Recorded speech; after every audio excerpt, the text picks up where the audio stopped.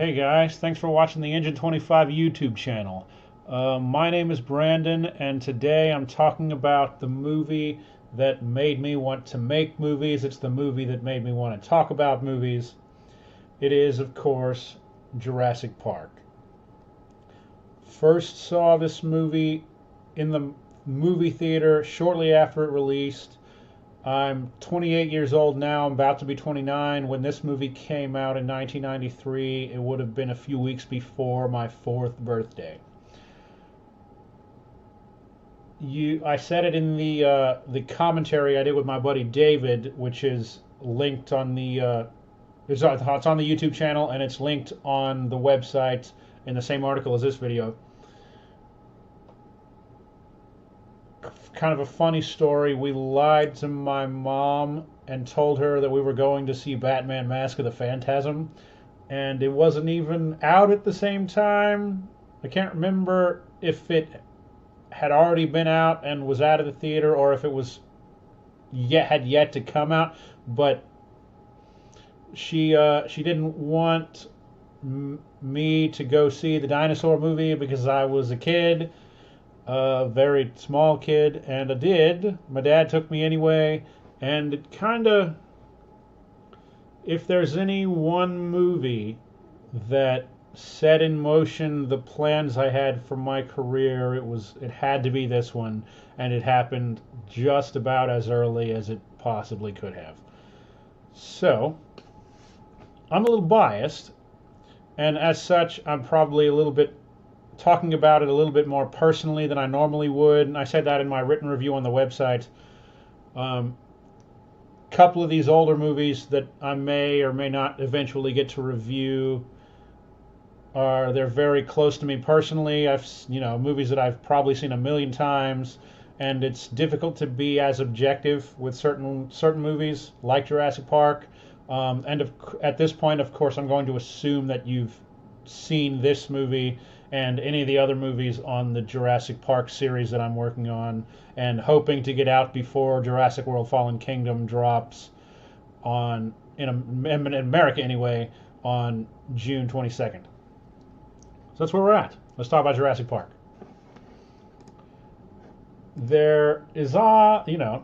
Jurassic Park is the movie that made us believe anything was possible in movies. And we had seen incredible things before. Star Wars changed the world, obviously, and it was the 77, so it would have been 16 years before Jurassic Park. But Star Wars used a lot of techniques that had been in use in movies for decades up to that point. Some techniques that are obviously still in use today, but Jurassic Park proved that digital effects were absolutely the future. And it's even kind of interesting that there aren't that many digital effects in Jurassic Park, but when they are used incredibly effectively. And Jurassic Park did something that a lot of, I wouldn't call Jurassic Park a monster movie, but it can be compared to a lot of those movies in that they don't make you believe that the creature is real very well. And what Jurassic Park does so well through animatronics and through puppetry and through CGI, of course, is they created animals. These are not monsters. They are living things that do what they have to do, and they behave very believably. And it's all because of attention to detail and, with minor exception, scientific accuracy. And the way that they are portrayed was very smart. They knew in 1993 that digital effects looked a little bit different. They weren't quite as convincing, so dinosaurs were put in the rain, or they're usually partially obscured, or they're in the dark. And that means these big epic wide shots where you see a Tyrannosaurus head to tail looked incredible, and it was visuals that had never been possible up until that point in cinema. And it's a thing that a lot of movies since haven't captured, even though digital effects have obviously advanced quite a bit as far as the way they're the way they're made and the how they look and the resolution they're produced in, but the behavior of the dinosaurs really drove home that these were believable creatures that you could reach out and touch. Like, here is a raptor. Here's a triceratops. The main triceratops in the movie was animatronic, obviously, but it moved and it breathed, and you could see its eyes moving around and dilating, and it's who doesn't love dinosaurs? And Jurassic Park proved to us that absolutely anything could be on the screen, and established digital effects as the future of filmmaking. The other thing that really works in Jurassic Park is the characters. I'll talk about the story in a minute, but other than the dinosaurs, which are obviously the star of the show, and that's what everybody comes for, the characters of Jurassic Park they're a little, some might say they're a little thin on the surface. Some of them, you wouldn't be wrong, but a lot of them break type. Alan Grant, a personal idol of mine. I love that character. I love Sam Neill. I try to see almost basically anything that he performs in. He's this scientist. He's also like comically incompatible with children and technology, and it's kind of this goofy little quirk, but it adds a chuckle. It makes him believable. And of course, the scene at the beginning of the film where Alan Grant scares the crap out of that little kid is absolutely fantastic. Laura Dern as Ellie Sattler, the blonde woman in a monster movie. You could walk in expecting her to be a damsel in distress.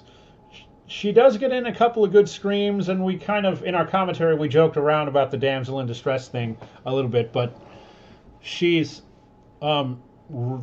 really autonomous and very well written and very strong female character that's very independent of the men around her, and they kind of jab at that sexism and survival situations later, but she goes off and she takes on a velociraptor by herself. She goes and turns on the power in that maintenance shed. And then she fights the dinosaur with Alan, pushing the door back. Very, very strong, very smart female character in this movie, and that's fantastic. And then you have Ian Malcolm, who is the perennial naysayer, is kind of the way that I usually say it. And I think I said it that's how I said it in my review too. He's the one that knows nothing is going to work out the way that we plan. And he tells everyone from the beginning, and basically nobody listens, and everything goes bad. Samuel L. Jackson makes a pretty great appearance in this movie. Wayne Knight is fantastic as Dennis Nedry, and I still blame you, Dennis Nedry, for basically everything that's wrong with the universe. Just so you know. Now, the story of Jurassic Park is a very simple one, obviously, but it sets it up in sort of it makes sense that if this technology existed, someone would want to try to make money off of it, because it probably costs $1 bajillion anyway. You got to recoup that money on some level. They're not curing cancer, so the theme park is kind of a At first, it's a little goofy, but it makes enough sense, and it sets up a sandbox for a lot of dinosaurs to chase our heroes, and also to just absorb them, to view them being beautiful and being that the first Brachiosaurus scene will always be a treasured memory of mine. The first time I saw that in the theater, I was this tall. That's an exaggeration, but it's, again, it is an animal. It is, and it's there, and it's just doing its thing, and it's beautiful, and it's fascinating, and it's accentuated by what is my favorite movie soundtrack of all time. I love John Williams. Star Wars is definitely up there, but Jurassic Park will always, or has always been, my favorite movie soundtrack. Now, and you've all seen the movie before, and that's fair. Um, oh, I didn't talk about the kids. Hammond is kind of, and the kids, and John Hammond, the person who created the dinosaurs in the park, and his grandchildren. John Hammond is about what you'd expect, but Richard Attenborough brings a real honesty to what could have been a character with like a real dark side, and it's not like that. He really believes in this, and he wants people to experience it. His grandchildren are pretty great because they kind of role reverse. The hacker is the older female, and the younger character is the boy who's really unsure of himself, and that's kind of opposite of the way we get a lot of stories, and that's fantastic. What have I not talked about? I mentioned the music. The other part of making believable creatures is sound design, and Star Wars, of course, hits the nail on the head. The every creature sounds absolutely believable, especially with the 4K, the new 4K release. The movie has received a 4K scan of the original negative, and it's the best it's ever looked on home video. Full stop. With HDR, the color clarity, especially in the big wide shots during the day, is spectacular. The color range, the greens are incredibly vibrant in this movie. But where it really stands out, in my opinion, are the night scenes, particularly the very first scene where the raptor attacks the people trying to load it into the cage, and the T-Rex attack where she first breaks out of the fence. They've always been very dark scenes, obviously, but the color range and the contrast really pops in HDR on a 4K display. So, in my opinion, it's absolutely the definitive way to view the movie on home video. The only issues I really had with it were some of the CGI shots have definitely begun to show their age, and as the footage around them improves, they really can't.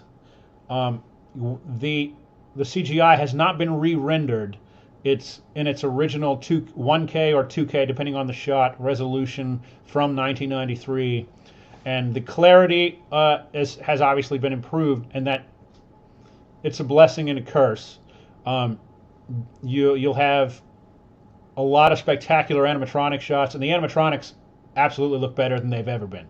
And then there are even quite a few excellent CGI shots in this movie, but some of the CGI in this movie has definitely begun to show its age, and it becomes increasingly obvious as the clarity of the picture improves.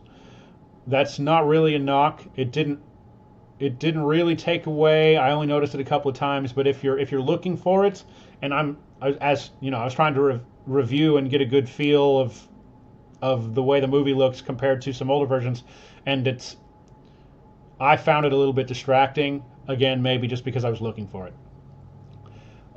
This release doesn't have really anything new in the vein of special features, but the movie's been out for 25 years, and it's been released on home video probably 5 or 6 times. I don't know for sure. But there was nothing new on this disc that I hadn't seen before. That's okay.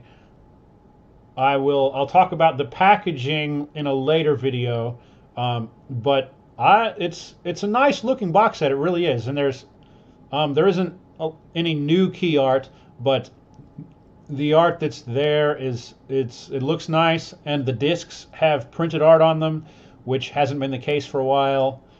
In the Blu-ray world, the 4K discs have art printed on the disc, and the Blu-rays are just a black disc, which is where which is the way that Blu-rays have been for some time now. And I'm a box art guy, so I appreciate the effort put into the packaging. And like I said, I'll show it in a later review. But thank you guys for watching. If it's not obvious, I absolutely love this movie. It's never been perfect, but I think it's aged very well. Something that I wouldn't say about the sequels, or it's not. I wouldn't say about all the sequels anyway. And this movie has a lot of respect for its dinosaurs. It also has a lot of respect for its human characters. Another thing that we're going to talk about in some of the sequels. But thanks for watching. Should have the video for The Lost World up in the next couple of days, and hoping to get reviews of each of the 4 films in this box set out before Lost World, the Lost World, before Jurassic World: Fallen Kingdom comes out on June 22nd. So thanks guys for watching. If you like anything that I had to say, please like, subscribe, and share. And see you next time on Ninja 25.